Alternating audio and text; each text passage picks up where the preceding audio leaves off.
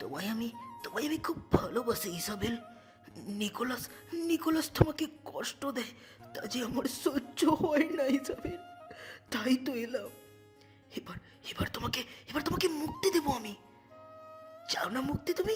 বলো বলো বলো, চাও? বলো বলো, তুমি মুক্তি চাও তো? ইসাবেলা ঘোরের মধ্যে মাথা নাড়ায়। ইভার্লির হাসি আরো প্রশস্ত হয়, জড়িয়ে ধরে ইসাবেলাকে। তোমায় সেদিন খুব কষ্ট দিয়েছিলাম, তাই না ডার্লিং? আজ ভালোবেসে সব কষ্ট মুছে দেব। খুব ভালোবাসবো আজ তোমাকে আমি, খুব খুব ভালোবাসবো, খুব ইসাবেল। চাপা মোহমুগ্ধ গলায় বলল ইভারলি। ইসাবেলা ওর উষ্ণ ঠোঁটের স্পর্শ পাচ্ছে গলায়। ভেতরে ভেতরে তীব্র ঘৃণায় অস্বস্তিতে ছটফট করছে সে, কিন্তু প্রকাশ্যে নিশ্চল মোহাচ্ছন্ন। ডায়েরিটার জালে আটকে পড়েছে। ইভারলি উদ্দেশ্য বুঝতে বাকি নেই ওর। নিকোলাসের মতো সেও এসেছে ইসাবেলার রক্ত পান করতে। নিকোলাস বাঁচিয়ে রেখেছিল, ইভারলি তা করবে না। ইভারলি তীক্ষ্ণ সদন্ত ও রক্তনালীতে ফুটিয়ে দেয়। দুহাতে ঠেলে সরাতে চাইছে, কিন্তু পারছে না। কেউ যেন আষ্ঠে পৃষ্ঠে জড়িয়ে ধরে রেখেছে। হঠাৎ সামনের দরজা সশব্দে খুলে গেল। এর আগে অগ্নিমূর্তি হয়ে দাঁড়িয়ে আছে নিকোলাস। আগুনের ন্যায় জ্বলছে ওর চোখ জোড়া। চেঁচিয়ে উঠল। লি। হাওয়ায় মিশে ইভার্লির ঘাড় ধরে টেনে সরিয়ে নেয়। ইসাবেলার ঘোর কাটল তখনই। জোরে জোরে শ্বাস নেয়। ইভার্লির একটু আগের স্পর্শে গা ঘিন ঘিন করছে। ঘাড়ের কাছে হাত দিতে ব্যথায় কোকিয়ে উঠল। নিকোলাস তাকালো ওর দিকে, তারপর ইভার্লির গলা চেপে ধরে গর্জে ওঠে। এত বড় স্পর্ধা তোর? কোন সাহসে এসেছিস সে ঘরে? নিষেধ করেছিলাম কিনা বল, নিষেধ করেছিলাম কিনা এই ঘরে আসতে? ইভার্লি কিন্তু একটুও ঘাবড়ালো না। হেসে ঢলে পড়ল নিকোলাসের গায়ের ওপর। হাতের আঙ্গুল চালালো ওর চোয়ালে। ওর কর্ণলতিকায় মৃদু কামড়ে প্রলুব্ধ কণ্ঠে বলল, নিকো, আমি তো ওর সাথে বন্ধুত্ব করতে এসেছিলাম। ভাবলাম একা থাকে, তাই চলে এলাম সঙ্গ দিতে। তুমি বুঝি রাগ করলে? এসো, আমার ভালোবাসায় তোমার সব রাগ ভুলিয়ে দেব। এসো এসো। নিকোলাস ওর গলা চেপে ধরে মুখটা দূরে সরিয়ে দেয়। ইভার্লির ঠোঁটে আবেদনময়ী হাসি। নিকোলাস ইসাবেলার অশ্রুসিক্ত মুখের দিকে চেয়ে রইল কিছুক্ষণ। ইসাবেলা ঘৃণায় মুখ ঘুরিয়ে নিতেই ইভার্লিকে সাথে করে বেরিয়ে গেল কক্ষ ছেড়ে। এরপর পুরো সপ্তাহে ওর চেহারা দেখেনি ইসাবেলা। তাতে অবশ্য ভালোই আছে সে। শরীরের অবসন্নতা খানিকটা কেটেছে। ঘাড়ের ক্ষততে আজ আবারও হাত বুলালো ইসাবেলা। ব্যথা নেই আগের মতো সেখানে, শুকিয়ে আসছে ক্ষত। এতেই প্রমাণিত আজকাল নিকোলাস ওর রক্ত পান করছে না। দরজায় কড়া নাড়ার শব্দে সোজা হয়ে বসলো। নিকোলাস আসেনি। সে কখনো দরজায় কড়া নেড়ে আসে না। ইসাবেলা মৃদু গলায় বলল, আসুন। কালো পোশাক পরিহিত ভৃত্যটি খাবারের ট্রে হাতে রুমে ঢুকলো। এই ভৃত্যটি ওদের মতো পিশাচ নয়, কিন্তু নিকোলাসের বশীভূত। দেখতে যেন পাথর মানব মনে হয়। মুখ চোখের হাবভাবে কোনোভাবেই স্বাভাবিক মানুষ বলা যায় না তাকে। কয়েকবার ওর সাথে কথা বলার চেষ্টা করেছিল, কিন্তু টু শব্দটি করেনি সে। ইসাবেলার মাঝে মধ্যে মনে হয় ও বুঝি মুখ কলের পুতুলের মতো খাবার রেখে দরজার দিকে যাচ্ছিল। ইসাবেলা সাহস করে জিজ্ঞেস করলো, আপনি কি এখানেই থাকবেন? নাম কি আপনার? ভৃত্যটি থমকে দাঁড়ায়। চোখে একবার তাকিয়ে সাথে সাথে মুখ ঘুরিয়ে নেয়। দ্রুত পদে বেরিয়ে গেল কক্ষ ছেড়ে। হতাশ মুখে খাবারের ট্রের দিকে তাকিয়ে রইল ইসাবেলা। দু চোখ বন্ধ করে ঈশ্বরকে ধন্যবাদ দিল এই খাবারের জন্য। প্রার্থনা করলো এই নরক থেকে মুক্তির। কভু কি মুক্তি পাবে সে? ঈশ্বর কি পাঠাবেন কাউকে তাকে মুক্ত করতে? এই অমানিসার মাঝেও আলো খোঁজে ইসাবেলা, এক চিলতে প্রাণের আলোক রশ্মি। সারা রাত বিছানায় এপাশ ওপাশ করে ভোরের দিকে চোখ জোড়া লেগে এসেছিল ইসাবেলার। অদূরে বনমোরগের ডাকে কাঁচা ঘুম ভাঙলো। তড়িঘড়ি নেমে এলো বিছানা ছেড়ে। চুল আঁচড়ে কাপড় পাল্টে তৈরি হলো প্রাসাদের রহস্যভেদের মিশনে। কিন্তু এখনই বের হওয়া রিস্ক। ভৃত্য নাস্তা নিয়ে আসবে ঠিক 7টার দিকে। ইসাবেলা ঘড়ি ধরে সময়টা খেয়াল রেখেছে। প্রতিদিন নির্দিষ্ট ওই টাইমেই ভৃত্যটির আগমন ঘটে। সুতরাং অপেক্ষা করতে হলো 7টা বাজার। ততক্ষণে প্ল্যান কষে নিল নিকোলাস দুপুরের আগে জাগবে না, এর মধ্যেই যা করার করতে হবে। কিছু প্রয়োজনীয় জিনিস নিয়ে নিল সাথে করে, সুযোগ পেলে পালিয়ে যাবে আজই। ঘড়িতে 7টা বাজতে দরজায় কড়া নাড়ার শব্দ হয়। ইসাবেলা ভেতরে ঢোকার অনুমতি দিতেই ভৃত্যটি প্রবেশ করলো। ট্রেতে আজ শুকনো রুটি, মাখন, চিজ আর টমেটো সালাদ। ইসাবেলা অপেক্ষা করে ভৃত্যটির প্রস্থানের। সে চলে যেতে ইসাবেলা গাপুস গুপুস রুটি আর চিজ মুখে নিয়ে উঠে দাঁড়ায়, আরেকটু বিলম্ব করে বাইরে বেরোতে। ভৃত্যের পায়ের শব্দ আর পাওয়া যাচ্ছে না। আস্তে করে দরজাটা ফাঁক করে মুখটা বের করে এদিক ওদিক দেখে নিল। দোতলার মার্বেল পাথরের করিডোর, ভৃত্যের পদচিহ্ন ছাড়া আর কিছু পেল না সেখানে। সতর্কে পা বাড়ালো করিডোরে, পা টিপে টিপে এগিয়ে করিডোরের রেলিং ঘেঁষে দাঁড়িয়ে নিচে তাকালো।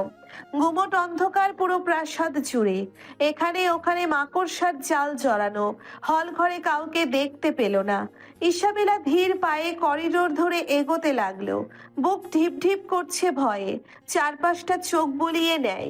বাইরের মতো এই প্রাসাদের ভেতরের সৌন্দর্য ততটা ম্লান হয়নি।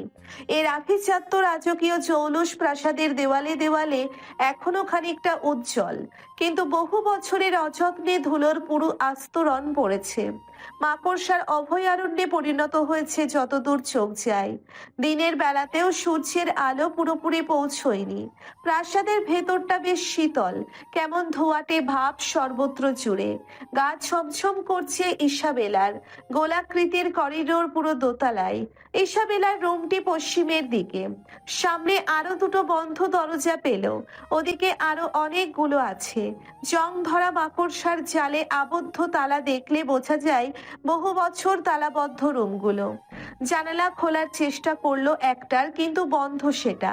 হাত দিয়ে জানালার কাচের ময়লা মুছে ঘরের ভেতরটা দেখতে চায়। স্পষ্ট করে কিছু দেখা যাচ্ছে না, কেবল কিছু আসবাবপত্র চোখে পড়ল। সামনের সবকটা রুমেরই একই অবস্থা। সিঁড়ির মুখে এসে থামলো ও। ধাপে ধাপে সিঁড়ি নিচের হল ঘরে গিয়ে মিশেছে। ইসাবেলা একবার ভাবলো পুরো দোতলা ঘুরে দেখা যাক, যদি কোনো তালা খোলা যায় কোনো রুমের, যদি নিকোলাসকে পাওয়া যায়। সে জানে নিকোলাসকে মারার এই উপযুক্ত সময়, কিন্তু যদি অন্য কেউ সেখানে থাকে। মৃত্যু এই প্রাসাদের দেওয়ালের ইটের ভাঁজে ভাঁজে ওত পেতে আছে। প্রতি মুহূর্তে সাবধানতা অবলম্বন করতে হবে তাকে।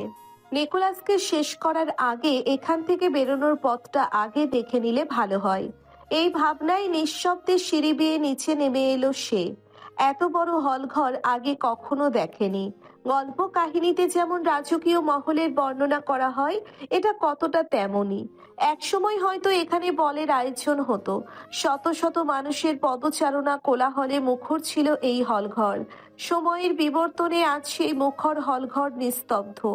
ধুলো আর মাকড়সার জালে ভুতুরে কুয়াশা জড়ানো। বন্ধ জানালার সার্সির ফাঁক গলে আসা আলো ভীত হয়ে গুটিসুটি মেরে এক কোণে লুকিয়ে গেছে। যত সামনে এগোচ্ছে নাকে এসে লাগছে উৎকট গন্ধ। ইসাবেলা সদর দরজা খুঁজতে শুরু করে। সাবধানে পা ফেলে এগোলো সামনে। ওর নিজের পায়ের শব্দও বড্ড কানে লাগছে। বাড়িয়ে দেয় বুকের ঢিপ ঢিপানি। অসতর্কে এসে পায়ের ছাপ ফেলে যাচ্ছে ধুলো জমা ফ্লোরের ওপর।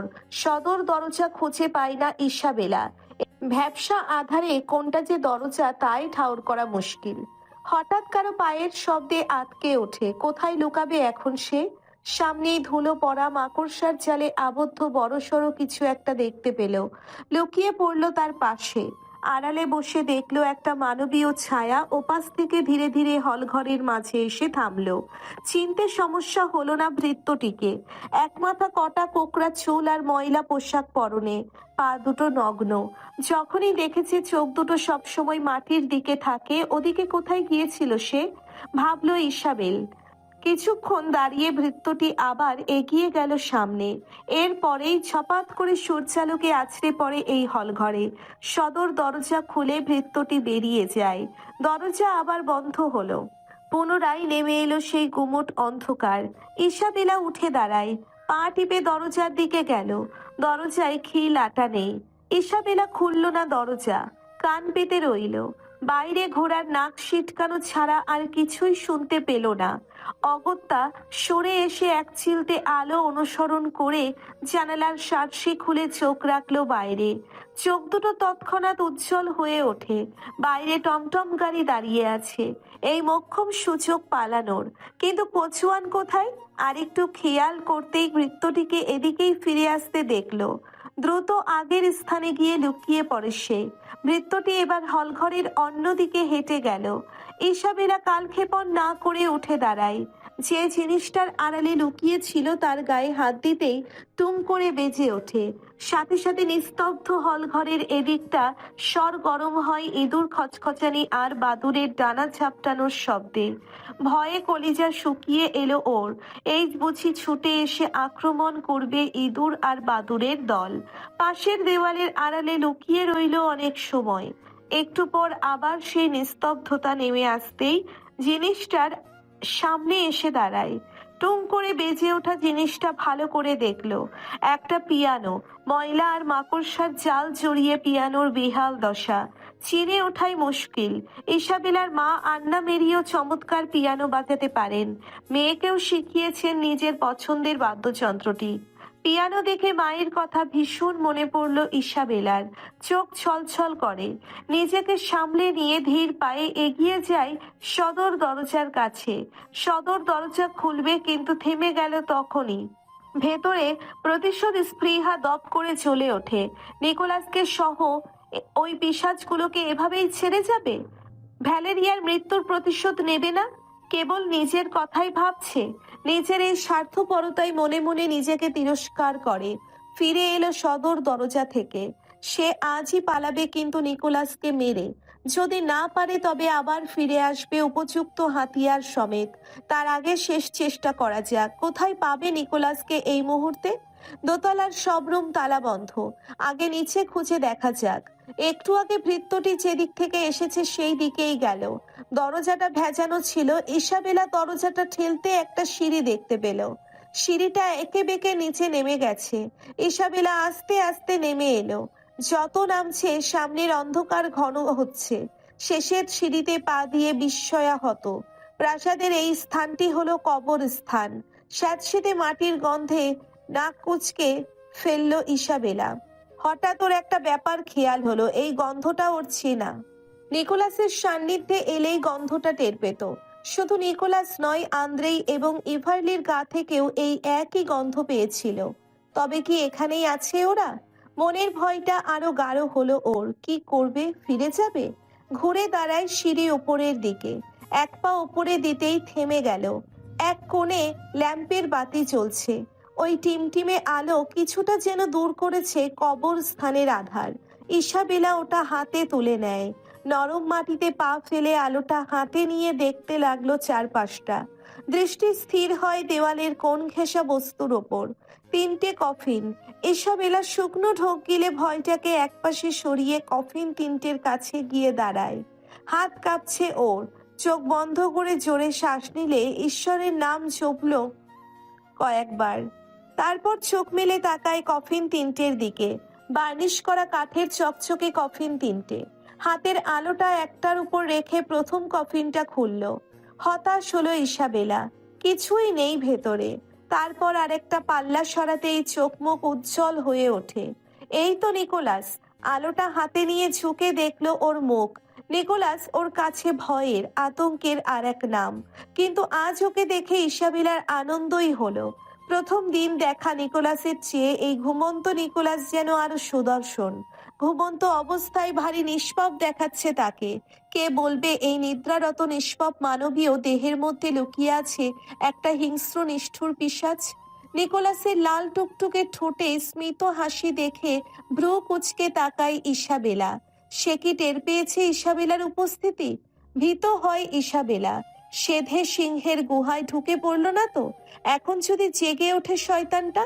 এখান থেকে সিঁড়ির দূরত্ব আর একবার দেখে নিল। নিকোলাস জেগে উঠলে ভৌ দৌড় লাগাবে, কিন্তু সে জানে তাতে খুব একটা সফল হবে না। শয়তানটা জাগলে মৃত্যু নিশ্চিত আজ ওর। নিকোলাসের মুখের দিকে তাকাই ফের। ওর ঠোঁটের স্মিত হাসি আরো দীর্ঘায়িত হয়েছে। ইসাবেলার ভয় পাওয়া মুখটা দেখেই বুঝি মজা পাচ্ছে সে। রাগে পায়ের তলা জ্বলছে ইসাবেলার।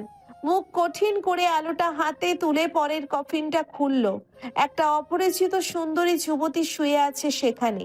তাকে আগে কখনো দেখেনি ইসাবেলা। মেয়েটার মুখটা ভালো করে দেখলো। নিকোলাসের সাথে বেশ মিল আছে ওর। তবে কি নিকোলাসের বোন মেয়েটি? সে সরে এলো নিকোলাসের কফিনের কাছে।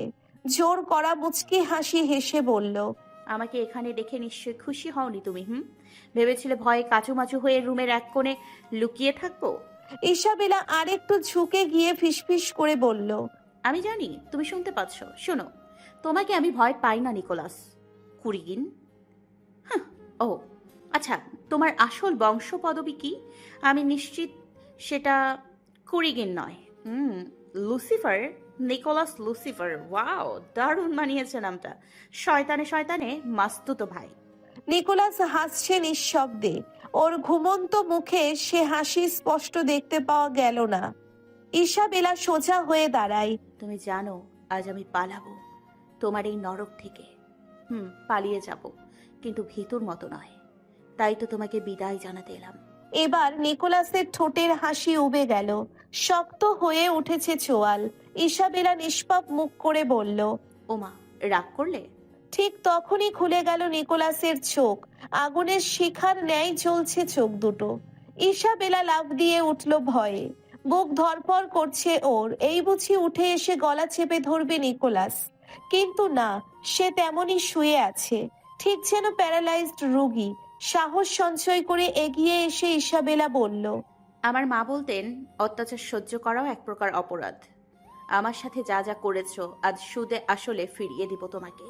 না তোমার রক্তপান করব না, ও কাজ কেবল তোমার মতো শয়তানের। ইসাবেলা প্রজ্বলিত ল্যাম্পটা হাতে তুলে নেয়। নিকোলাস ক্ষুব্ধ চোখে চেয়ে আছে ওর দিকে। ইসাবেলা মৃদু হেসে কটমট করে বলল, তোমার সেই প্রেমিকা কোথায়? হারামজাদিটা আমাকে খুব মেরেছিল, আবার এসেছিল ভাব জমিয়ে রক্তপান করতে। আমার রক্তে মধু আছে, হ্যাঁ? যে কেউ দৌড়ে আসে রক্ত চুষে খাবে। মন তো চেয়েছিল হারামজাদিটাকে কেটে টুকরো টুকরো করে ওই নেকড়ে দিয়ে খাওয়াই। আজ ওকেও শেষ করে যেতে পারলে শান্তি হতো, কিন্তু সময় নেই আজ আমার হাতে। কিছুদিন অপেক্ষা করো, নরকে গিয়ে তোমার ওই ভালোবাসায় ভরিয়ে দেওয়া প্রেমিকাকেও পাঠাবো সেখানে আমি। তারপর তোমার যত জ্ঞাতি গোষ্ঠী আছে সবগুলোকে। তোমার সৎমার সাথে হিসেব এখনো বাকি আছে আমার। আমার ভ্যালেরির মৃত্যু শোধ নিয়েই ছাড়বো। তারপর হঠাৎ ভাবনায় বোধ হলো সে। ভাবনা থেকে বেরিয়েই নিকোলাসের গালে কষিয়ে চর বসিয়ে দাঁতে দাঁত কামড়ে বলল, কেন মারলাম জানো? এই যে ঠোঁটের কিনারে চুমু দিয়েছিলে সেদিন, সেই জন্য। আমার জীবনের প্রথম চুমু, প্রথম সবটুকু পিটারের জন্য, তোমার মতো শয়তান পিশাচের জন্য নয়। আমি তোমাকে ঘৃণা করি নিকোলাস, সারা জীবন ঘৃণা করব। হাতের ল্যাম্পটা কফিনের কাঠের কাছে ধরে ইসাবেলা। একটু একটু করে আগুন চলে ওঠে কফিনের কাঠে। ইসাবেলা প্রসন্ন মুখে বলল, আলবিদা নিকোলাস। মেয়েটির কফিনে কেন যেন আগুন দিতে গিয়েও দিল না ইসাবেলা। পুড়লে সবই পুড়বে আস্তে আস্তে। সিঁড়িতে উঠে এলো সে। দাউ দাউ করে নিকোলাসের কফিনে আগুন জ্বলছে। সেই আগুনে স্পষ্ট দেখা গেল শায়িত নিকোলাসের মুখ। রাগান্বিত চাহনিতে ইসাবেলার দিকেই তাকিয়ে আছে সে। ইসাবেলার ধারণা ঠিক ছিল, মৃত্যুটি ওই পরিত্যক্ত ভুতুরে প্রাসাদে থাকে না। বাইরে দাঁড়ানো টমটমটিও ছিল তার। নিকোলাসের কফিনে আগুন ধরিয়ে সে প্রাসাদের বাইরে এসে ঝোপের আড়ালে লুকিয়ে যায়। অপেক্ষা করছিল কোচওয়ানের। মৃত্যুটি একটু পরেই বেরিয়ে এলো। কোচওয়ানের সিটে বসতেই ইসাবেলা সাবধানে উঠে পড়ে পিছনে। হামাগুড়ি দিয়ে সিটের নিচে লুকায়। কোচওয়ান ঘোড়ার গায়ের চাবুক মারতেই রেশাধ্বনিতে ঘোড়া টমটম নিয়ে ছুটতে শুরু করে। মাথার উপর রৌদ্র উজ্জ্বল আকাশ, সাদা মেঘের ভেলা ভেসে বেড়াচ্ছে। আকাশটা আগে কখনো এত সুন্দর লাগেনি ওর কাছে। মুক্ত বাতাসে প্রাণ ভরে নিঃশ্বাস নিল। মুক্তির আনন্দের জোয়ার বয়ে যায় ওর চোখ দিয়ে। টমটম গাড়ি সমান্তরাল রাস্তা ছেড়ে ঢালু পথে নামলো। গাড়ির ঝাঁকুনির চোটে ইসাবেলার পিঠ টমটমের সিটের নিচের কাঠে খুব জোরে ধাক্কা খায়। ব্যথায় অস্ফুটে গোঙানির দিয়ে ওঠে। পাছে কচুয়ানোর উপস্থিতি টের পায় এই ভয়ে হাতের তালুতে সজোরে মুখ চেপে রাখলো। ইসাবেলা আশেপাশে দেখার চেষ্টা করছে। সিটের নিচ থেকে বেরিয়ে এসে মাথা তোলে।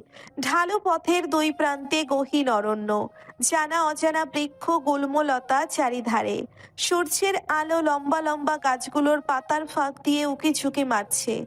ইসাবেলা পেছন ফিরে তাকায়। প্রাসাদটা দেখা যাচ্ছে না। মনে মনে স্বস্তির নিঃশ্বাস ছাড়ে ও। পেছনের পথটা ভালো করে দেখলো।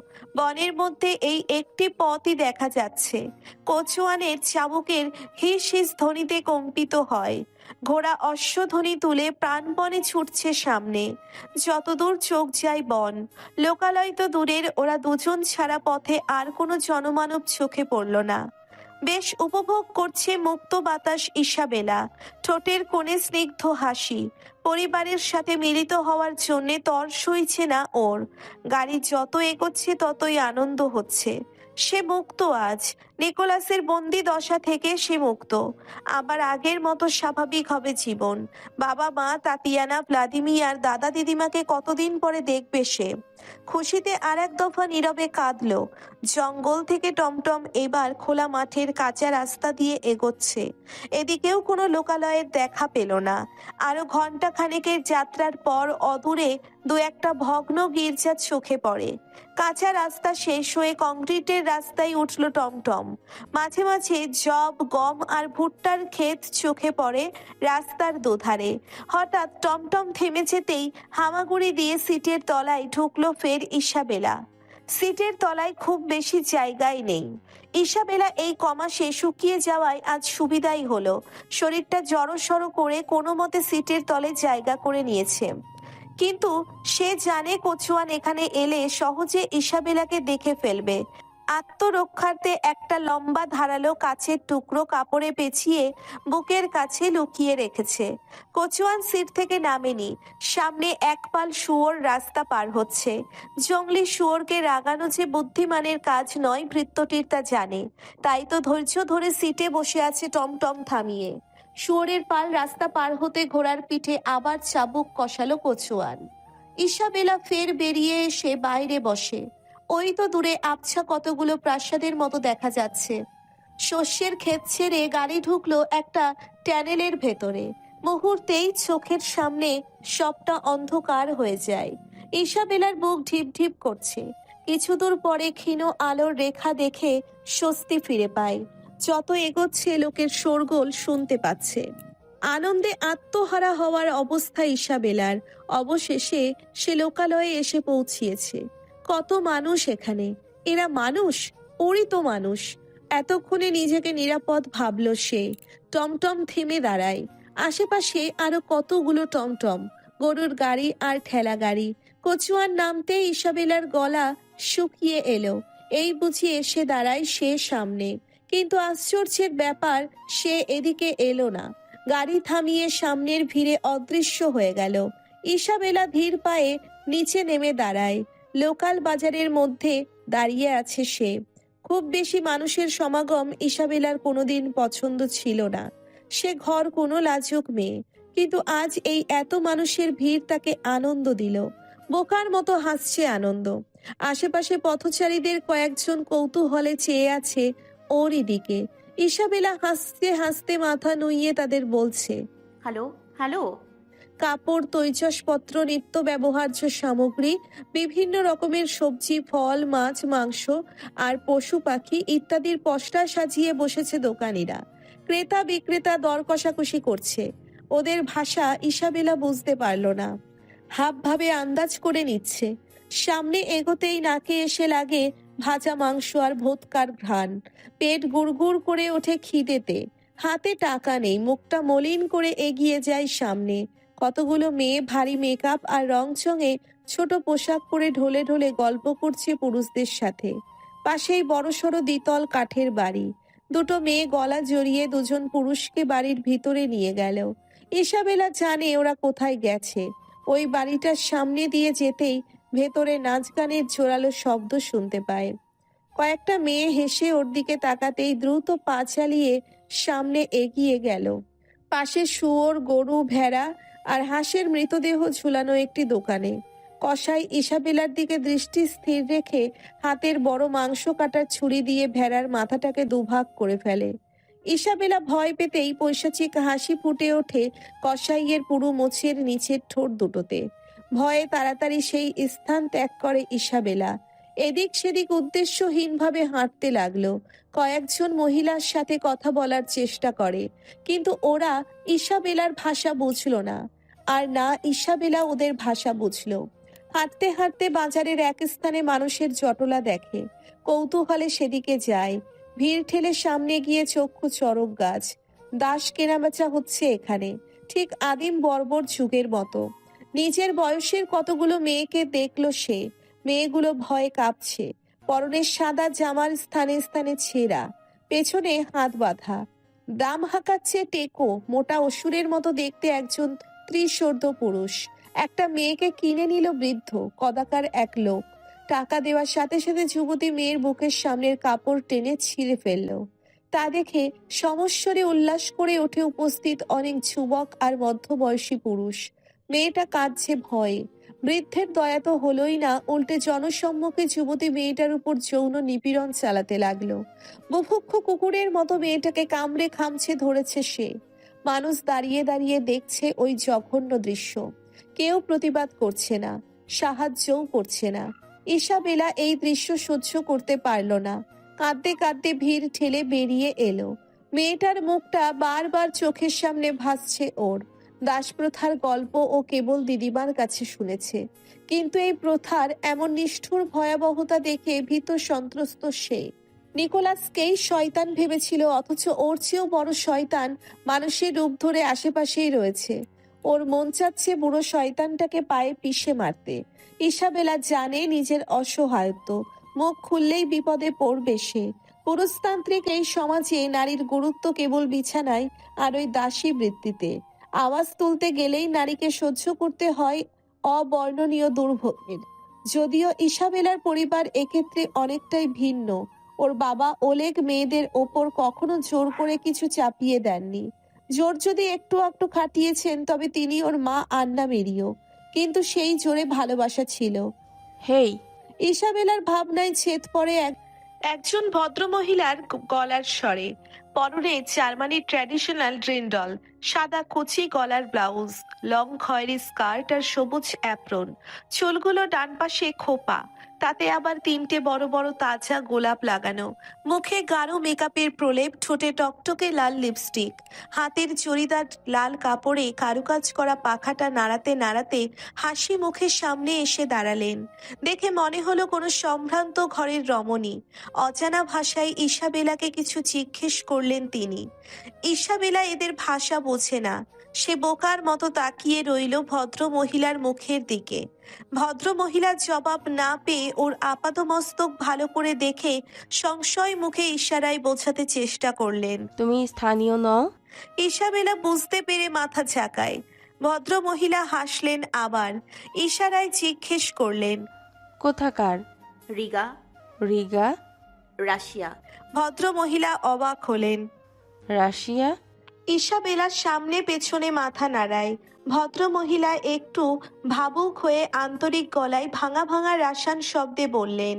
সে তো অনেক দূরে। ভদ্র মহিলার কণ্ঠে নিজের মাতৃভাষা শুনতে পেয়ে আনন্দে উচ্ছ্বসিত হয়ে ইসাবেলা প্রশ্ন করল, আপনি রাশিয়ান জানেন? ভদ্র মহিলা মৃদু হেসে মাথা নাড়ায়। একটু একটু। তাই এত দূরে এলে কি করে? সঙ্গে তো কাউকে দেখছি না। ও ঈশ্বর, বলো না একা এসেছো। ইসাবেলা কি জবাব দেবে ভেবে পেল না। অপরিচিত কাউকে সব ঘটনা খুলে বলতেও দ্বিধান্বিত সে।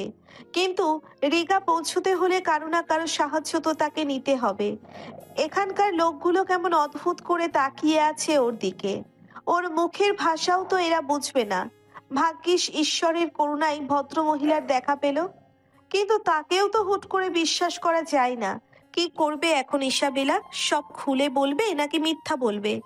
এই মেয়ে, কোথায় হারিয়ে গেলে? ভদ্রমহিলা ওর মুখের সামনে হাত নাড়ালেন।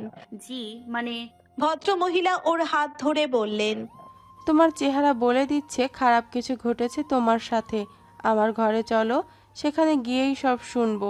এখানে দাঁড়িয়ে থাকাটা নিরাপদ নয়। আপনার ঘর এখানে? ভদ্র মহিলা হাসলেন, আঙ্গুল তুলে সামনের সেই পতিতালয়ের দিকে লক্ষ্য করে বললেন। ওই তো আমার ঘর, চলো। ইসাবেলা নড়ে না। ও জানে ওখানে কি হয়। তাতিয়ানা বলেছে ওকে। ভদ্র মহিলা ওর মুখ দেখে বুঝলেন ব্যাপারটা। ইসাবেলার গালের একপাশে হাত রেখে বললেন, ভয় নেই, ওখানে তুমি আমার মেহমান হয়ে যাবে, কেউ কিচ্ছুটি করবে না, এসো। ইসাবেলা তবুও নড়ে না। ভদ্র মহিলা হাঁপ ছেড়ে বলেন, আমাকে বিশ্বাস করা ছাড়া তোমার উপায় নেই মেয়ে। এখানে আর কিছুক্ষণ থাকলে ওরা তোমাকে তুলে দাসী হিসাবে নিলামে তুলবে। চোখের ইশারায় পেছনের দুজন লম্বা পেটমোটা পুরুষ দুটোকে দেখালেন। ইসাবেলার দিকে লালসার দৃষ্টিতে তাকিয়ে আছে ওরা। ইসাবেলার আর্ত মুখ দেখে ভদ্র মহিলা ঠোঁট বাঁকিয়ে হাসলেন। আমার ঘরে জোর নেই, কিন্তু ওরা তোমাকে জোরপূর্বক যা করবে তা আর নাই বললাম। দেখছো তো ওই মেয়েটির সাথে কি করছে? মহিলার আসল রূপ এতক্ষণে প্রকাশ পেল ইসাবেলার সামনে। ও জানে না গাড়ি থেকে নামার পরপরই এই মহিলার নজরদারিতে পড়েছিল। বেশ চতুর তিনি। কি করে মানুষকে বশে আনতে হয় খুব জানা তার। ইসাবেলার দুদিকেই বিপদ, কিভাবে বাঁচবে এই বিপদ থেকে সে জানে। চিৎকার করে কোনো লাভ হবে না, কেউ আসবে না সাহায্য করতে। ভদ্র মহিলা শক্ত করে চেপে ধরলেন ওর পেলব ডান হাতটা। টানতে টানতে গণিকালয়ের দরজার দিকে নিয়ে যাচ্ছেন। ইসাবেলা হাত ছাড়ানোর চেষ্টা করেও পেরে উঠছে না। ছাড়ুন আমাকে, প্লিজ ছাড়ুন। চুপ করো মেয়ে, একদম চুপ। চিৎকার করলে তোমারই বিপদ। ইসাবেলাকে নিয়ে দাঁড়ালেন জলসা ঘরের পাশে। গণিকালয়ের জলসায় তখন চলছে উদ্দাম বেলেল্লাপনা। অর্ধনগ্ন নরনারীর অশ্লীল হাসি ঠাট্টা আর শীতকারে ইসাবেলার কান লাল হয়ে ওঠে, চোখ নামিয়ে ফেলে লজ্জায়। মহিলা অট্ট হাসি দিয়ে বলে, তুমি তো দেখছি ভারী লাজুক, এত লজ্জা পেলে হবে? ওদিকে দেখো, চোখ তুলে দেখো। ইসাবেলার চিবুক শক্ত হাতে তুলে ধরে জোর করে সামনে তাকাতে বাধ্য করেন। ইসাবেলা ফুপিয়ে কেঁদে ওঠে। আপনি বলেছেন জোর করবেন না, কেন এমন করছেন আমার সাথে? আমাকে যেতে দিন প্লিজ। জোর তো করছি না। জোর করা কাকে বলে তুমি ওই দাস বিচারের নিলামে দেখেছো তো? আমি তো কেবল তোমাকে বাস্তবতা দেখাচ্ছি। ইসাবেলা হাত ছাড়িয়ে কাতর গলায় বলে, আমি এসব নোংরা স্থানে থাকতে পারবো না, এক্ষুনি এখান থেকে চলে যাব। চলে যাবে? কোথায় যাবে? রাশিয়া? জানো বর্তমান কোথায় আছো তুমি? জার্মানির একটা ছোট্ট শহর বাজারে, যেখানে দিনের আলোতে চলে দাস কেনা বেচা। তোমাকে ওরা দেখে ফেলেছে মেয়ে। ওই দরজা পার হতেই থাবা মেরে ধরবে, কেউ আসবে না তোমাকে বাঁচাতে। তারপর কি করবে জানো? ওই ষাঁড়ের মতো তাগড়া পুরুষ দুটো ছিঁড়ে খাবে তোমাকে। ওদের চাহিদা মিটে গেলে পশুর মতো টানতে টানতে নিলামে তুলবে। তারপর তো কি হয় দেখেছো। আমাকে যে ভয় দেখাচ্ছেন সেই একই কাজ তো আপনি নিজেও আমার সাথে করবেন। ওদের আর আপনার মধ্যে পার্থক্য কোথায়? পার্থক্য? পার্থক্য তো আছে মেয়ে, ওদিকে তাকাও। সামনে মিলনরত এক যুগলকে দেখিয়ে বলল, মেয়েটার মধ্যে কি ভয় ডর দেখতে পাচ্ছ? হাসছেও, আনন্দে হাসছে। আমার ঘরের সকলে আমোদে মেতে থাকে। আমি কাউকে কিছুতেই জোর করি না। দেখো কাউকে কি জোর করছি? সবাই নিজের মতো আমোদে প্রমোদে মেতে আছে। পৃথিবীর খেয়াল নেই কারো। এই ঘরে দুঃখ নেই, কষ্ট নেই, কেবল আনন্দ আর আনন্দ। তোমার সকল দুঃখ ভুলে যাবে এখানে থাকলে। থাকবে না মেয়ে? না, আপনার এই আনন্দ নোংরা, কদর্য। ঘৃণা হচ্ছে এখানে দাঁড়িয়ে থাকতে। যেতে দিন আমাকে। বড্ড জেদি তুমি মেয়ে। আচ্ছা যাও। ও হ্যাঁ, এখান থেকে বেরোনোর পথ জানা আছে তো? জেনে নিব। ইসাবেলা মুখ কঠিন করে ঘুরে দাঁড়ায়। দরজার বাইরে পা দিতে সেই দুজন পুরুষ দেখে থেমে গেল। ওকে বেরোতে দেখে এদিকেই আসছে।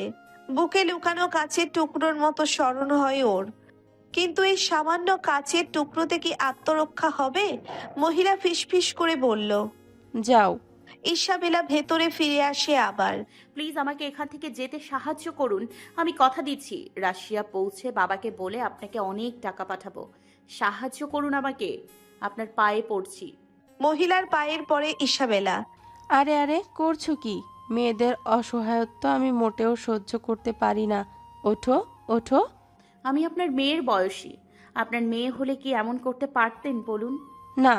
গম্ভীর মুখে জবাব দিলেন মহিলা। ইসাবেলা আশার আলো দেখলো যেন, মহিলার হাত চেপে ধরে বলল, আমাকে সাহায্য করুন মা। আমি আপনাকে মা ডেকেছি।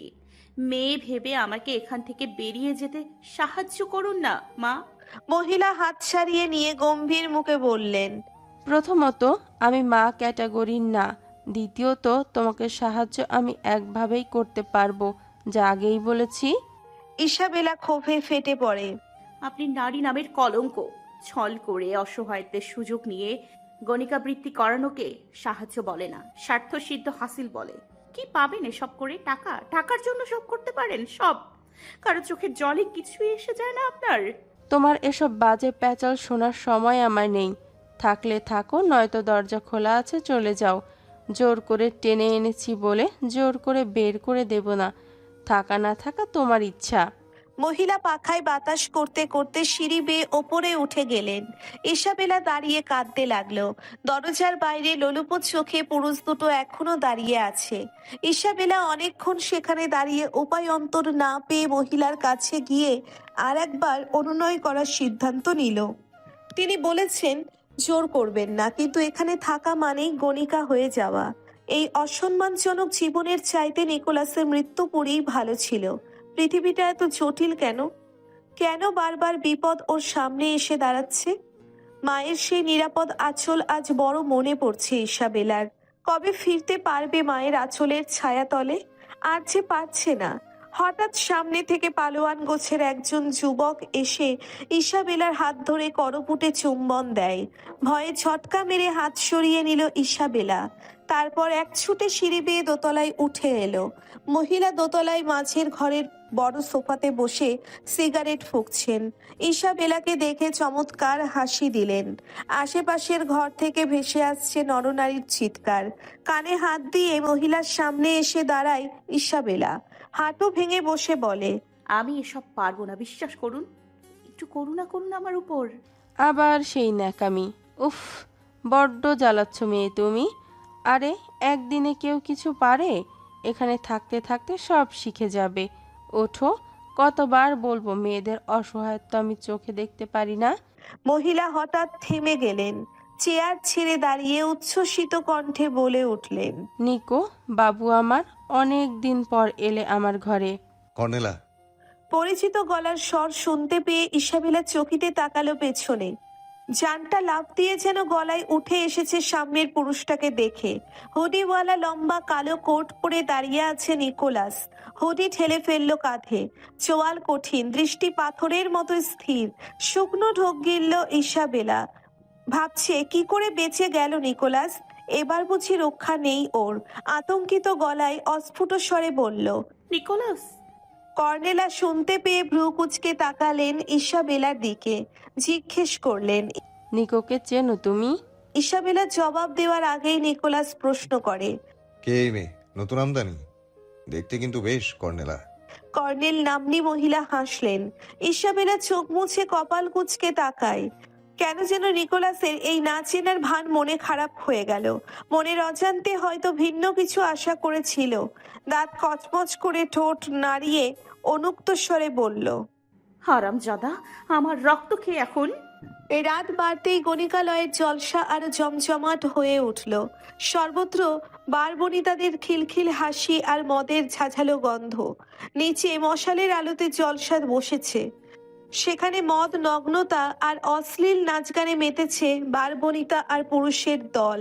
দোতলার রুমগুলো থেকে একজোড়া বের হচ্ছে তো আর একজোড়া প্রবেশ করে। নিকোলাস সন্ধ্যার আগেই নিজের প্রয়োজন শেষ করে বিদায় নিয়েছে। যাওয়ার আগে ফিরেও দেখেনি ইসাবেলার দিকে, যেন একেবারে অচেনা। ইসাবেলা অবাকই হলো নিকোলাসের মা চেনার ভান এবং এই নীরব প্রস্থানে। কি আশা করেছিল? ও উদ্ধার করতে এসেছে? সে কি ভুলে গেছে নিকোলাস ওদের মতো সাধারণ মানুষ নয়? নিষ্ঠুর নির্মম একটা রক্ত পিপাসু। ইসাবেলার রক্ত ছাড়া আর কিছুই তার দরকার ছিল না। আজ সেই দরকার বোধহয় ঘুচেছে। তাই তো না চেনার ভান করলো। ভালোই হয়েছে তাতে, একটা বিপদ তো গেছে মাথার উপর থেকে। কিন্তু মন এখনো খচখচ করছে। ইসাবেলা ওকে পুরানোর চেষ্টা করলো, আরো কিছুই বলল না। এত সহজে ছেড়ে দিল? না ছাড়লে মনে হয় খুশি হতি। মনের ভেতর থেকে কেউ একজন বিদ্রুপ করে। ইসাবেলা কপট রাগে বলে, ওর জন্যই ভালো হয়েছে, চুপচাপ ছেড়ে দিয়েছে আমাকে। আবার জোর করুক না। কাঁচের টুকরো এবার ওর বুকে বিধিয়ে দিব। খেয়াল রাখবো এবার যেন আর না বাঁচতে পারে। আমাকে চেনে না। এই সাহসী ইসাবেলার শক্তি যোগায় পুনরায়। হার না মানার সিদ্ধান্তে উপনীত হয়। আঘাত করবে না মা আর ভ্যালেরিয়ার বিশ্বাসে। পাপের এই ক্লেদাক্ত খোয়ারে কিছুতেই সতীত্ব বিসর্জন দেবে না। এখান থেকে যে করেই হোক বেরিয়ে যাবে। কর্নেল আর ঘরের ভেতরে দাঁড়িয়ে দেখছিল সবকিছু। এই ঘরের একটা জানালা দিয়ে বাইরের রাস্তা দেখা যাচ্ছে। রাস্তার অদূরে মশাল জ্বলছে। সরাইখানা আর এই গণিকালয় ছাড়া সব দোকানপাটি বন্ধ। দিনের বেলার মতো রাস্তায় এখন আর সেই জনসমুদ্র নেই। হঠাৎ হঠাৎ দু একটা টমটম উল্টো দিকে ছুটে গেল। চট করে একটা বুদ্ধি আটে ইসাবেলা। রাত আরেকটু গাঢ় হতেই গণিকালয় থেকে বেরিয়ে যাবে। এই সন্ডামার্কা দাস বিক্রেতা লোক দুটোও হাল ছেড়ে ফিরে যাবে ততক্ষণে। ইসাবেলা একটু যেন আশার আলো দেখলো। শান্ত হয়ে বসলো কর্নেলার বিছানার এক কোণে। সে বেরোবে এখান থেকে, হার মানবে না। সকল বাধা ঠেলে বাড়ি পৌঁছবেই। সংকল্প আর সাহসে শরীরে যেন বল ফিরে পায়। সামনে খাবার রেখে গেছেন কর্নেলা। ইসাবেলা সারা দিনে কিছু খায়নি। বাড়ি ফিরতে হলে দেহটাকে সচল রাখতে হবে। কোনোভাবেই দুর্বল হওয়া যাবে না। প্লেটের সবটুকু খাবার গোগ্রাসে খেয়ে নিল। এক গ্লাস ভটকাও পান করলো। সারাদিনের ক্লান্তির পর একটু বিশ্রামের জন্যে শরীরটা কাতর হয়ে আসে। মন স্থির করেছে রাত গভীর হলে বের হবে এখান থেকে। তার আগে একটুখানি ঘুমিয়ে নিলে মন্দ হয় না। সেই ভাবনাতেই ইসাবেলা শুয়ে পড়ল বিছানায়। সঙ্গে সঙ্গে ঘুমে ঢলে পড়ে। ঘুম ভাঙল মেয়েলি চিৎকারের আওয়াজে। পূর্ণ যৌবন ইসাবেলার, যৌনতা সম্পর্কে অভিজ্ঞ নয় সে। দৈহিক অনেক ব্যাপার সে জানে না। এই গণিকালয়ের ওই শীতকার শ্রবণে দেহে নতুন এক অনুভূতি অনুভব করে। ভাটার পরে যেমন নদীতে জোয়ার উছলে পড়ে, ওর দেহেও তেমনই অনুভূতি জাগে। গলা শুকিয়ে আসে। দু পা জড়ো করে দুহাতে বিছানার চাদর খামছে ধরেছে। শ্বাস ভারী হয়। নিচের ঠোঁট কামড়ে কিছু যেন রুখতে চাইছে। পাশের ঘর থেকে আরো জোরে জোরে আসছে নরনারীর চিৎকারের শব্দ।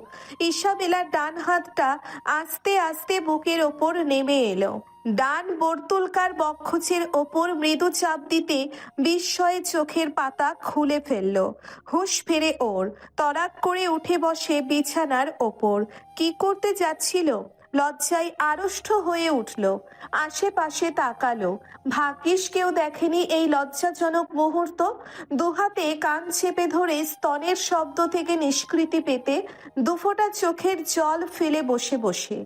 এক মুহূর্ত আর এখানে থাকবে না। বেরিয়ে এলো রুমের বাইরে। রাত কত হয়েছে কে জানে। আশেপাশের স্তিমিত প্রায় শোরগোলে আন্দাজ করে নিল বেশ রাত হয়েছে। দোতলাতে দু একটা ঘর ছাড়া আর সব নীরব। বাইরেও কেউ নেই। ইসাবেলা সাবধানে সিঁড়ি বেয়ে নিচে নেমে আসে।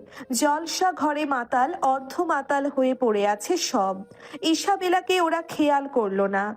কর্নেলাও কোথাও নেই। এই সুযোগে সদর দরজা থেকে বেরিয়ে এলো। দরজার সামনে দুটো মাতাল পা ছড়িয়ে নেশার ঘোরে কি সব বিড়বিড় করছে। ওই দাস বিক্রেতা দুটোকেও দেখতে পেল না। স্বস্তির নিঃশ্বাস পড়ল ওর। মাথা দুটো টের পাওয়ার আগেই সামনের অন্ধকারে বেরিয়ে এলো। কোথায় যাচ্ছে জানা নেই, কিন্তু পা থামাচ্ছে না। এই আধার আর উদ্দেশ্যহীন শূন্য পথে একমাত্র ঈশ্বর ওর ভরসা। সে সতর্কে এগিয়ে যাচ্ছে। শুনশান রাতের এই পথের পদে পদে ভয় আর আতঙ্ক। ইসাবেলা কোনোদিন স্বপ্নেও ভাবেনি এমন দিন তাকে দেখতে হবে। এত ভয় আর আতঙ্ক আসবে জীবনে। দেশ, পরিবার, পরিজন বিচ্ছিন্ন হতে হবে। কিন্তু এটাই বোধহয় জীবন, অপ্রত্যাশিত, অনিশ্চিত আর নিঃসঙ্গতা। হাঁটতে হাঁটতে বাজারের মূল ফটকের দ্বারে এসে থামলো। ওই তো লোকালয়। নিঝুম অন্ধকারের চাদরে মুড়ে আছে টালির ছাদ দেওয়া কাঠের বাড়িগুলো। হঠাৎ হঠাৎ অদূরে ডেকে উঠছে শিয়াল। ইসাবেলার সামনে আবার চলতে শুরু করে। শূন্য গৃহস্থের আঙিনা পাশ কাটিয়ে এগিয়ে যায়। কয়েকটা বাড়ি পেরুতেই একটা ঘোড়া শাল দেখতে পেল। ইসাবেলার চোখ আনন্দে চকচক করে ওঠে। ওদের বাড়িতে ঘোড়া আছে। পিটার আর ভ্লাদিমির সাহায্যে ঘোড়ায় সওয়ারি হয়েছে অনেকবার। ঘোড়া শালে দুটো ঘোড়া চাবর কাটছিল, একটা কালো অন্যটা বাদামি রঙের। ইসাবেলা বাদামি রঙের ঘোড়াটাকে বশে আনতে সক্ষম হলো। ওটার গলার রশি খুলবে ঠিক সেই সময় কারো অস্তিত্ব টের পেয়ে থমকে যায়। ঘোড়ার রশি ছেড়ে কাছের টুকরোটা বের করে আনলো বুকের কাপড়ের ভেতর থেকে। কাপড়ে মোড়া টুকরোটা উন্মুক্ত করে ভয়ে ভয়ে পেছনে ফিরল। কেউ নেই। তবে কি মনের ভুল ছিল? হয়তো তাই হবে। ইসাবেলা শব্দ করে দম ফেলে ফের ঘোড়ার রশি খুলতে আরম্ভ করে। এবার ঘোড়া সামান্য লাফিয়ে উঠল। ঘোড়ার দৃষ্টি ইসাবেলার পেছনে। সস্তা মদের উৎকট গন্ধ নাকে এসে লাগতেই গা শিউরে ওঠে ওর। পেছন থেকে ভারী পায়ের শব্দ এগিয়ে আসছে। ইসাবেলা দ্রুত ঘুরে দাঁড়ায়। ভয় আতঙ্কে মুখ ফ্যাকাশে হয়ে গেল। হলদেটে নোংরা দাঁত বের করে হাসছে সন্ডা মার্কা সেই দাস বিক্রেতা দুটো। ইসাবেলা হাতের কাছের টুকরো তুলে ধরে বলল, কাছে এগোবি না, এলে পেট ফুটো করে দিব। একটু থামলো ওরা। পরস্পরের দিকে চেয়ে শব্দ করে হেসে পা ফেলে ছুটে এলো ইসাবেলার দিকে। দিশাহারা হয়ে উল্টো দিকে দৌড় দেয় ইসাবেলা। বিধিমাম, সামনে কাঠ দিয়ে ঘেরা। লোক দুজন হাসতে হাসতে কিছু বলছে। ইসাবেলা বুঝলো না ঠিক। ইসাবেলার সর্বশরীর থরথর করে কাঁপছে। এখনই হয়তো অচেতন হয়ে পড়বে আতঙ্কে। হলেও তাই। বাঁচার সকল পথ বন্ধ জেনে লোক দুটোর এগিয়ে আসা দেখে সে জ্ঞান হারিয়ে লুটিয়ে পড়ে নিচে। প্রখর সূর্যরশ্মি চোখে পড়তেই চেতনা ফিরল ইসাবেলার। কানে এলো মানুষের কোলাহল আর কর্কশ গলার চিৎকার। পিট পিট করে চোখের পাতা খুলতে হতবিহ্বল হয়ে পড়ে। ভয়ে শিরদাঁড়া বেয়ে শীতল স্রোত বয়ে গেল। গতকাল যেখানে ওই মেয়েটি দাঁড়িয়েছিল আজ নিজে দাঁড়িয়ে সেখানে। সর্বশরীর ব্যথায় টনটন করছে। নড়তে গিয়ে বুঝতে পারলো একটা খাম্বার সাথে বেঁধে রাখা হয়েছে তাকে। আশেপাশের সেই জনারণ্য। তারই মধ্যে কর্নেলাকে দেখতে পেল। হতাশ উদ্বিগ্ন। তিনি বোধহয় সত্যিই ইসাবেলার ভালো চেয়েছিলেন। ইসাবেলা কাঁদতে লাগলো তাকে দেখে, কিন্তু তার চোখের ভাষা বলছে, কত সতর্ক করলাম তোমাকে, শুনলে না, এবার বুঝো। কর্নেলার কালকের কথা হঠাৎ স্মরণ হয়। শয়তান দুটো ওকে ধর্ষণ করেনি তো? শব্দ করে কাঁদতে লাগলো এবারও। পরনের কাপড় ছেঁড়া, কর্দমাক্ত শরীরের হাড়ে হাড়ে ব্যথা। গতকালের সেই অসুরের মতো লোকটা এগিয়ে এলো। তার পেছনে শয়তান দুটো, চোখ দুটো চকচক করছে লালসায়। ইসাবেলা চিৎকার করে অভিশাপ গালাগাল দিতে চাইল। গলা দিয়ে গোঙানির আওয়াজ ছাড়া কিছু বেরোলো না। প্রচন্ড ব্যথা গলায়। অসুরের মতো লোকটা ওর চিবুক রুক্ষভাবে তুলে চোখ বুলিয়ে নিল ইসাবেলার আপাদমস্তক। ওর সাথে শুয়েছিস তোরা, হারামজাদা, নিষেধ করেছিলাম না তোদের? লোকটা ঘুরে দাঁড়িয়ে পেছনের অনুচর দ্বয়কে ঘুষি দিতে ওরা ভীত কণ্ঠে বলল, না মালিক, মায়ের কসম করে বলছি ওর সাথে কিছু করিনি। তিনি হিসেবে আনতে গিয়ে কাপড় ছিঁড়েছে। সত্যি তো? বউ বাচ্চার কসম করে বলছি, আপনার নিষেধ অমান্য করিনি। যথার্থই ওরা অচেতন অবস্থা ধর্ষণ করেনি ইসাবেলাকে। মালিককে বাঘের মতো পায়। সেই ভয়ে ইচ্ছে সত্ত্বেও মেয়েটাকে ভোগ করা থেকে নিজেদের বিরত রেখেছে। এর জন্য আজ মোটা টাকা পাবে, যা এখান থেকে। পুরো মোছে তান দিয়ে অনুচর দুটোকে বিদায় করে দাস বিক্রেতা ইসাবেলার পাশে এসে দাঁড়ায়। সামনে দাঁড়ান কর্নেলার হতাশ মুখের দিকে চেয়ে মুচকি হাসল। উপস্থিত জনগণকে উদ্দেশ্য করে ইসাবেলাকে দেখিয়ে যা বলল তার স্থানীয় ভাষায় দাঁড়ায়, সত্যি যুবতী, সুদূর রাশিয়ান সুন্দরী এই মেয়ে। ঘরের সকল কাছে সিদ্ধান্ত এই যুবতী যার হবে সে পৃথিবীর সবচেয়ে ভাগ্যবান ব্যক্তি। তো জনাব বলুন, কে চান এই সুন্দরী যুবতীকে? অনেকে হাত তুলল, কিন্তু দামে সন্তুষ্ট হয় না দাস বিক্রেতা। সে চাহিদা দেখে দাম আরো হাঁকায়। অবশেষে ভিড়ের মধ্যে একজন বলে ওঠে, 200 মার্ক। ভুঁড়িওয়ালা বিশাল দেহি 60 ঊর্ধ্ব এক লোক হাত তুলে সামনে এগিয়ে এলো। মুদ্রা ভর্তি থলি হাতে পেয়ে দাস বিক্রেতার চোখ ছানা বড়া। সে আনন্দে আত্মহারা হয়ে অবশেষে নিলাম বন্ধ করে দিল। ভুঁড়িওয়ালা লোকটা লোলুপ চোখে চেয়ে আছে ইসাবেলার দিকে। দাস বিক্রেতা ওর হাতের বাঁধন খুলতে সে ক্রন্দনরত গলায় বহু কষ্টে অনুনয় করে। Please please.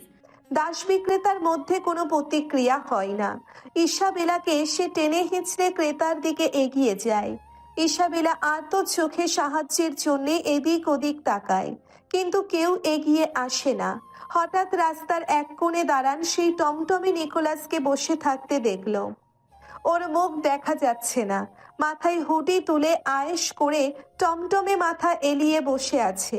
টমটমের সামনে বসা সেই ভৃত্যটি। ইসাবেলা সর্বশক্তি ব্যয় চিৎকার করে তার কাছে সাহায্য চায়। সাহায্য করুন আমাকে, ঈশ্বরের দোহাই লাগে, সাহায্য করুন। লোকটা শুনেও সে কথা শোনে না, এক চুল নড়ল না। ভাবলেশহীন মুখে চেয়ে রইল ইসাবেলার দিকে। নিকোলাসও ফিরে তাকালো না ওর দিকে। দাস বিক্রেতা ভুঁড়িওয়ালার হাতে তুলে দিতে ইসাবেলা কান্নায় ভেঙে পড়ে। ও জানে সামনে দাঁড়ান এই লোলুপ কুকুরটা এখন কি করবে। রাগে ক্ষোভে চিৎকার করে নিকোলাসকে উদ্দেশ্য করে বলল, আজ ভরা মজলিসে আমার ইজ্জত হরণ করবে এই কুকুরটা। এই তো চেয়েছিলে তুমি আমাকে লাঞ্ছিত অপদস্থ হতে দেখে আনন্দ হচ্ছে তোমার, তাই না? জানোয়ার অমানুষ, তোকে আমি কোনো দিন ক্ষমা করব না। ঘৃণা করি তোকে, আমি ঘৃণা করি। আমার জীবনের এই পরিণতি আজ তোর জন্য। তুই আমার পবিত্র জীবনটাতে কলঙ্কের কালি মেখে দিলি। তোকে ঈশ্বর কোনো দিন ক্ষমা করবে না। আমার মায়ের হায় লাগবে তোর উপর। ইসাবেলার কথা থেমে যায় ভুঁড়িওয়ালার হাত বুকের উপর থামতে। অন্য হাতে লোকটা ওর ঘাড় ধরে চুমু খাওয়ার জন্য মুখ নামিয়ে আনে। ইসাবেলা লোকটার মুখের উপর একদলা থুথু দিয়ে সরে যায়। উপস্থিত জনতা হো হো করে হেসে ওঠে। তাই দেখে অপমানে গজগজ করতে করতে সজোরে চপেটাঘাত করলো ইসাবেলার গালে। নিচে পড়ে গেল ইসাবেলা। লোকটা ওর চুলের মুঠি ধরে টেনে তুলে দাঁত খিচিয়ে অশ্লীল ভাষায় গালাগাল দিল। লোকটার অন্য হাত সাপের মতো ওর বুকের জামার উপর এসে থামে। এরপর কি হবে ইসাবেলা জানে। কিছুক্ষণের জন্যে যেন শ্বাস নিতে ভুলে গেছে ও। লোকটার ঠোঁটের কোণে পৈশাচিক হাসি। ইসাবেলার গলার কাছের জামার কিছু অংশ ছিঁড়ে ফেললো এক টানে। লজ্জায় দুচোখ বন্ধ করে ইসাবেলা। নিজেকে ছাড়ানোর আপ্রাণ চেষ্টা করছে সে। লোকটা ওর বুকের কাপড় সম্পূর্ণ ছিঁড়তে যাবে তখনই পেছন থেকে সেই পরিচিত কাঙ্ক্ষিত গলার স্বর শুনতে পেল ইসাবেলা। নিজের কানকে যেন বিশ্বাস হচ্ছে না। ওকে ছেড়ে দাও। ইসাবেলা তখনও চোখ মেলেনি, দু চোখ দিয়ে জল পড়ছে। লোকটার হাত সরে গেছে ওর বুকের ওপর থেকে, যেন হাত নয় বস্ত এক অজগর ছিল। ইসাবেলা সরে দাঁড়ায়। রুক্ষ বিরক্ত হয়ে লোকটা নিকোলাসের দিকে ঘুরে বলল, তুই কে রে শালা? রাজা বাচ্চা, ভালোই ভালোই বলছি সটকে পড় এখান থেকে, নসেত মেরে বাপের নাম ভুলিয়ে দেব। টাকা দেখাচ্ছে আমায়। নিকোলাস গম্ভীর গলায় আবার বলল, তুমি যা দিয়েছো তার 3 গুণ দিচ্ছি, ছেড়ে দাও ওকে। ইসাবেলা চোখ খুলে তাকালো এবার নিকোলাসের দিকে। নিকোলাস কি বলতে চাইছে বুঝতে চেষ্টা করলো। নিকোলাসের আলখেল্লার হুডি নাক পর্যন্ত ঢাকা, ঠোঁট দুটো শক্ত হয়ে আছে। ভুঁড়িওয়ালার পায়ের কাছে মুদ্রা ভর্তি একটা থলে ছুঁড়ে দিল সে। লোকটা মুদ্রা ভর্তি থলি দেখে হাসলো। আরে যা বেটা, এই সেমরি আমার, ঢের টাকা আছে আমার, কিন্তু এমন সুন্দরী নেই। এই শরীর ভরা যৌবনের গাঙ্গে আজকে সাঁতার কাটবো আমি।